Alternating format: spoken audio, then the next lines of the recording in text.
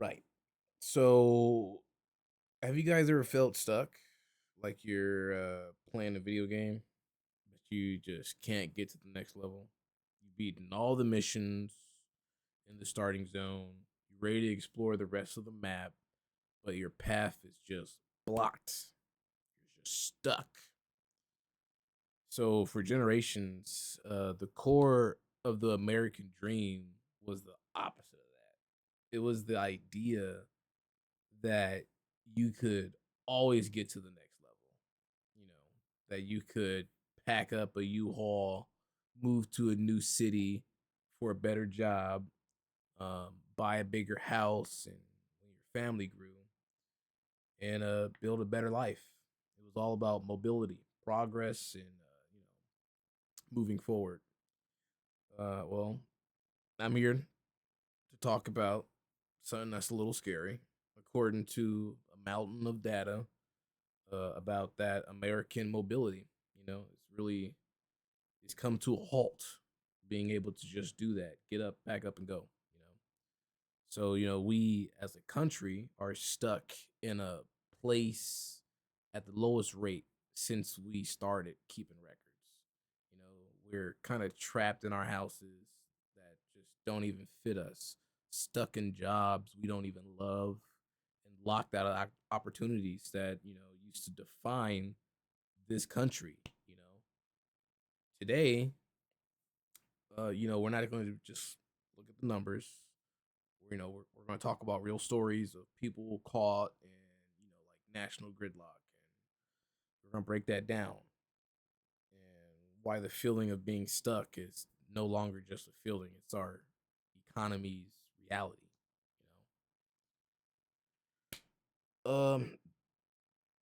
So what's the number one thing keeping everyone frozen in place? Right, it's probably the biggest financial trap in our country. Right, uh, we call them the golden handcuffs. You might be wearing a pair right now and not even realize it. And I'm talking about, like, let's say you bought a house, you got a mortgage rate, right? So between 2020 and 2022, millions of Americans bought homes or refinanced with their historical insane once in a lifetime mortgage rates, right? We're talking like 2.5, 3%, maybe 3.5%, right? I get it. Some people don't know what that is. I'll make a video about that, maybe a short. But now let's move fast forward to today, like 2025, right? Let's say you have a family, you need a bigger house, right? You and your partner got married, got a two-bedroom house, right? But now you got to move out and get a bigger house, right? And you settle for that 3%. That right now, the average mortgage rate is now hovering somewhere around like 7%. That is pretty high. Let's do some quick terrifying math real quick. So um you have you have a house price like that's $350,000, right? Mortgage rate 3.6%. Your monthly payment with interest is looking at 1590, right? Wow. Sounds manageable. Most people would love that right now. And we're talking like probably a four-bedroom house, three-bedroom house if you live in the Midwest. And then, now you want to get a slightly bigger house. Let's say it was a two-bedroom, three-bedroom for 350. Now you want to get a bigger house. You know, you're looking at 450,000 with in today's time at a 7.2% mortgage interest rate. It's pretty high, you know. With a monthly payment of being about 3,050 bucks. It's kind of a bit much, you know. Look at that. For a house that's only a little bit bigger, your monthly payment would basically double. You know, who can afford to do that? Almost nobody. So, you don't move. You're handcuffed to your house, maybe your apartment. Maybe you're not making even 3K a month to even break out of the 1,500. Maybe you and your partner right now, or maybe you're living with roommates, and the rent is 2,300 in a 2 or 3 bedroom. Right? No one's breaking out of that. You know, you're not definitely not going to break out of even trying to get a bigger house, leaving that interest rate of 3.6, probably still paying for it. But this is all hypothetical. Um, so let's say there's this guy, Brandon and Catherine. They're from New Jersey. In 2017, they bought a small uh 11,000 square foot house with a 3.6 mortgage rate. They had one son. The plan was to stay for a few years and then upgrade as their family grew. Well, their family grew. Now, mind you, like I said, 11,000 square foot. They now have three boys under under 10, right? In the same 3 bedroom house, right? The kitchen is small. And they have to keep they cook everything through a toaster oven. The dining room and their pasta and beans in the basement. I mean, everything is all jam packed in this house with so many people living in it. That family. They tried to move in 2025, the early start, but with today's home prices and interest rates, a bigger house would double their payment. So they're staying put. They're trapped, literally. You know, and this creates a domino effect actually that freezes the entire housing market because you need people to buy those bigger houses, and you need people to buy those houses for Catherine and Brandon were living in, right? Keep the cycle going. On the other side, you have people like Bob and Ann, right, in Chicago. Uh, they're empty nesters. The kids are grown and gone. They've lived in a 2,400 square foot family house for 35 years. Big house, right? Bob literally says, I'm in a home that should be occupied by a family with small kids. I'm clogging that, you know? And it makes sense, you know? I can see that. Like these grandparents that live in this big old house for no reason. And the thing is, for them to sell it, there's a lot of different tax codes that go with them selling it and what other people have to be able to afford for what the government is enforcing for payment regulations. It's pretty wild. Um, he wants to downsize, right? So, which would free up a perfect home for a family like we talked about earlier, you know. But, Bob and Ann, they can't. Why? Because nobody else is moving. There are no suitable smaller homes for people to buy because other empty nesters are also hunkered down, clinging to their paid off houses or low rates. Everything that was bought a while ago were set at low rates. Everything now is like 7%. It's ridiculous right now. So you have growing families who can't upgrade, empty nesters who can't downsize, and an entire generation of first time buyers who are completely, totally locked out. You know what I mean? It's pretty crazy. The whole system is just frozen right now. Like I'm in a 3 bed. I'm in an apartment, but I don't think I'm moving out of here anytime soon. Who knows? I don't know. I don't know what happens with this YouTube, but I just want to get the. It's not about. Point is making letting the news out, right? That's the whole point, you know. So the job market gridlock, right? So if we're all stuck in our homes, what about our careers, right? The story there is bleak as well, right?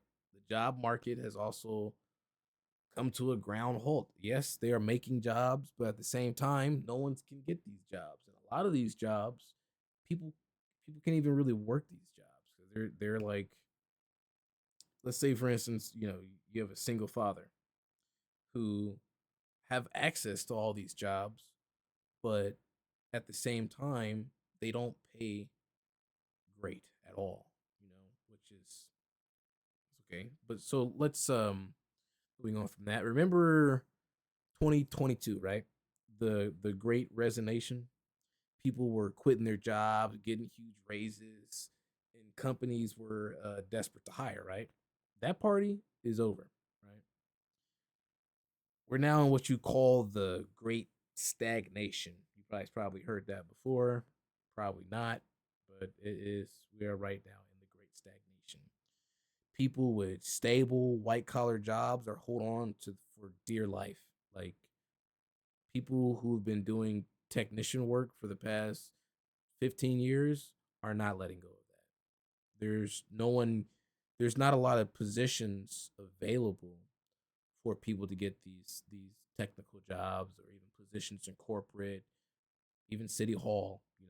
The list is long of all the positions people aren't letting go of. This creates a brutal insider outsider divide. If you're an insider with a good job, you're staying put. But if you're an outsider trying to get in, good luck. Like, tough shot. Let me tell you about Leon, right? He's a first generation college student. His dad came from Mexico, picked fruits and vegetables, and became a truck driver. And his son, so he can have give his son a better life, right? Jose did everything right. He got an engineering degree from Ivy League school. He was told if he went to college, he was guaranteed a job, right? Everyone's heard that story, And since April, he's applied to over 200 jobs. Most of the time, he didn't even get a reply. He got called. He called it a nightmare. You know what I mean? And that could be very unsettling for anybody. Working for over. I'm going back to just high school, thinking about the whole process of college, and then finally getting out of that whole situation and finding no suitable job in relation to your degree. It could that's very off putting. It brings the realization of technical skills, which is fine. And so back to him, right? You know, um, he finally got a job offer, but it was in Massachusetts, right? The company offered no money to help him move, all the way across the country. The salary wasn't even enough to survive there, so it was below minimum wage. And as he puts it, moving to Massachusetts with almost no money is very difficult. He had to turn it down. You know, the dream of moving for opportunity was and is a financial impossibility for not just him but a lot of people. Let's take Grace, right? Grace from California. She graduated with a fine arts degree and wanted to get into marketing, right? And she applied for 20 different jobs a day, tracking them on a spreadsheet. I do that. I still do that. She took a job at a gym, hauling out trash and restocking weights just to get by while she searched. Now she's making 22 an hour as a social worker. She says it's a job that she feels overqualified for. That happens. That happens. That definitely happens. I could see someone who has, multiple, let's say, IT certifications, getting a help desk position. That would be very unsettling for that individual. But going back to Grace, she quoted her experience saying at first she was naive and then she was excited. And then she started seeing the world like an oyster. The oyster is pretty much now expired. You know, that feeling, that loss, and the loss of hope and potential. That's the human's cost of a stagnant job market. It's just really bad right now. It'll get better. Hopefully, we've gotten out of depressions, you know. So, why does it matter to you? And why are you watching this video, right? So, okay, so people are stuck. That's a bummer for them, right? Why is it a national problem? Because the mobility of people is like the lifeblood of the American economy. The official term is diamondism, right? I put the graphic right there. Diamondism is the ability for people in money to quickly move where they are most productive. A talented engineer moving from Texas to Boston for a better job that companies are more innovative and productive, right?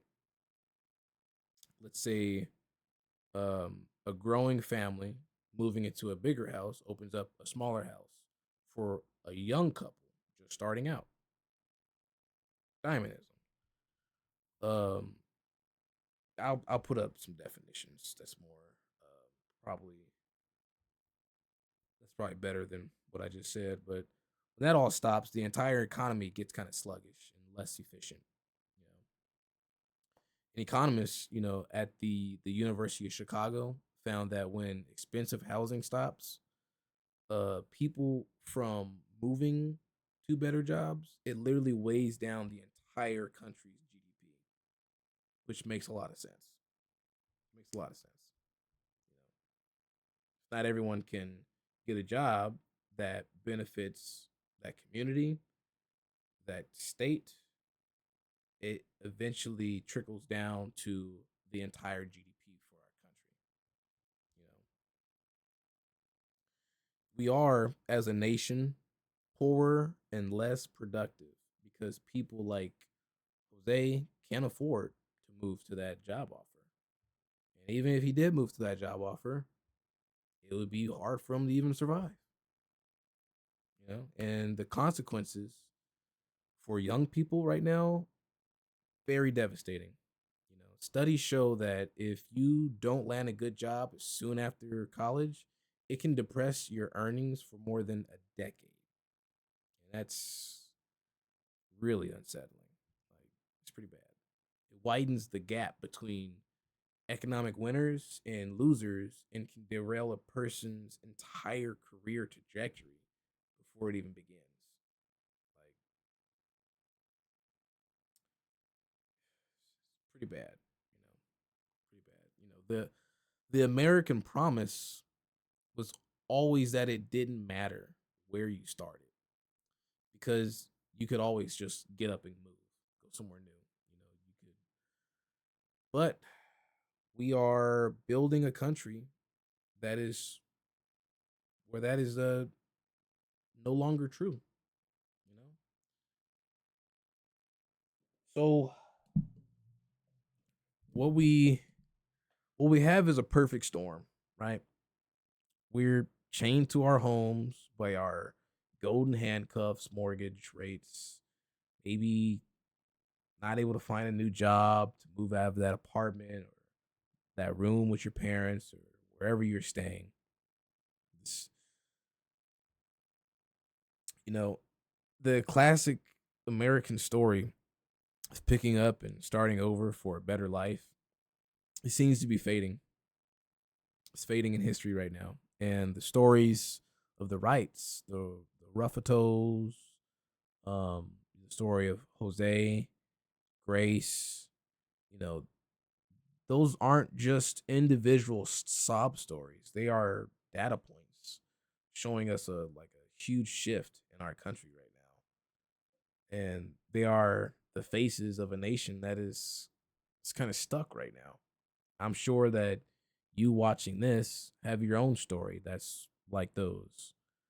Uh but I want to turn it over to you. This is a huge complex issue that the statistics don't tell the whole story. You do. So um maybe let me know. Let me know in the comments. Do you feel stuck? Are you holding a low mortgage? Are you stuck at some job that doesn't pay you enough to even contemplate or put you even that in that category of buying a house?